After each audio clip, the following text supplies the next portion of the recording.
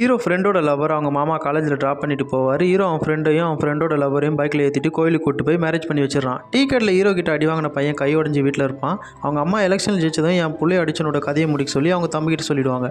Evening hero ஃப்ரெண்டோட லவரை கூட்டிகிட்டு போக அவங்க மாமா காலேஜ் வருவார். அங்கே பார்த்தா அந்த பொண்ணு இருக்க மாட்டா. எங்கம்மா அவன் ஃப்ரெண்டு காயத்ரின்னு ஒரு பொண்ணு கிட்ட கேட்பாரு. அவன் நீ காலேஜுக்கே வரலன்னு சொல்லிடுவா. சரின்னு காலேஜ் வாட்ச்மேன் கிட்ட கேட்பாரு. அந்த பொண்ணு காலையில் 2 பசங்க கூட பைக்கில் ஏறி போயிடுச்சுன்னு சொல்லிடுவார்.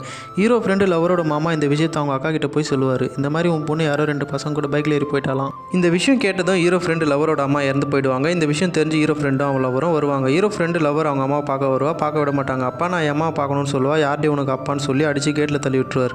ஹீரோ ஃப்ரெண்டோட லவர் அடிப்பட்ட மயக்கத்தோட வெளில போய் பார்ப்பா. அங்கே பார்த்தா இவ லவரை இவன் மாமா அடிச்சு குத்தி கொண்டுடுவார். இவளும் இறந்து போயிடுவா. ஹீரோ அவன் ஃப்ரெண்டு தேடி போவான். வழியில் ஹீரோ டிக்கெட்டில் சண்டை போட்ட பையனோட மாமா இவனை கொல்ல ஆளுங்களோட வந்திருப்பான். ஹீரோ அவங்ககிட்ட சண்டை போட்டு எப்படி தப்பிச்சு வந்துடுறான். ஹீரோ ஃப்ரெண்டை பார்த்தா ஃப்ரெண்டும் ஃப்ரெண்டோட லவரும் இறந்து போயிருப்பாங்க. டிக்கெட்டில் சண்டை போட்ட பையனோட மாமா பின்னாடி ஆட்டோவில் வந்து ஹீரோ தலையிலேயே விட்டுடுறான். ஹீரோவும் இறந்து போயிடுவான்.